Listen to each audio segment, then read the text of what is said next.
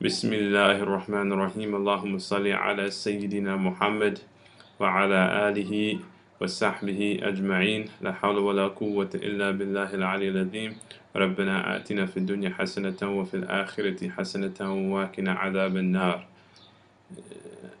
A questioner had a question or addressed a question concerning women wearing waterproof makeup and whether or not their wudu would be sound if they were wearing waterproof makeup, and how do we contextualize such issues when they're not to be found in the books of fiqh. For example, you cannot open up the books of fiqh and find the question of wearing makeup as we know it today, since makeup did not occur until much later, and thus it was not discussed in the books of fiqh.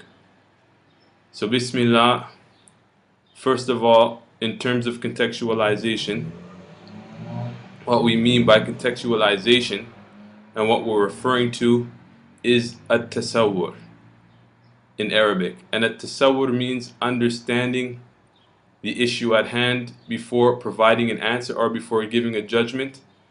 And so the job of the person who is addressing or the one who is answering the question, first of all, is to break down the question of the person who's asking in order to understand from a fiqh perspective what exactly is a person asking. In other words, when a person comes to ask a question, they have generally no idea of fiqh. And so when they ask the question, they just let sentences come out of their mouth trying to express what they're trying to ask. And so, for example, when somebody asks about makeup, it is the job of the person who's answering, for example, to rearrange that question in a fiqh fashion in order to understand the hukum. So, for example, the issue of women wearing makeup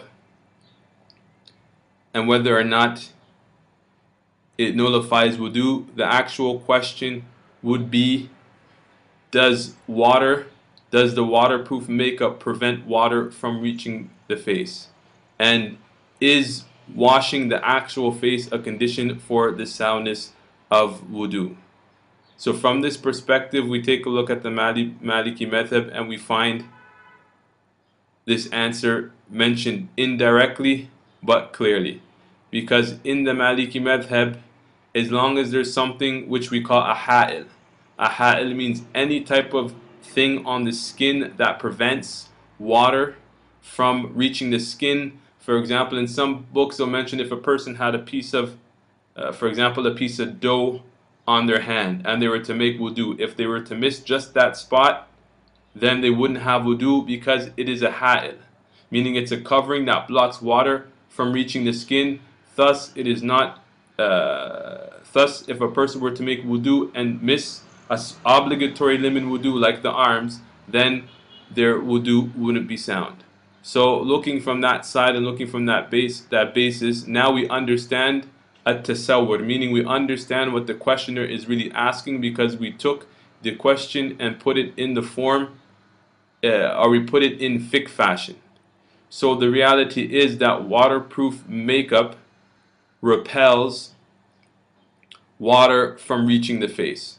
So it acts as a ha'il, meaning that the water is not exactly reaching the face. And so if a sister were to wear waterproof makeup while making wudu, the makeup repels the water, and thus she's not actually washing her face. It would be similar to her having some type of other substance, let's say for example dough or any other thing on the face, that if she were to wash it, the water would not reach the face because it repels the water. For example, to make a closer example, the ulama mentioned that in the Maliki method, mentioned for example if you had hard grease on your face, because when you have hard grease, contrary to soft grease, it forms a body type fashion, and so it blocks water from reaching the face.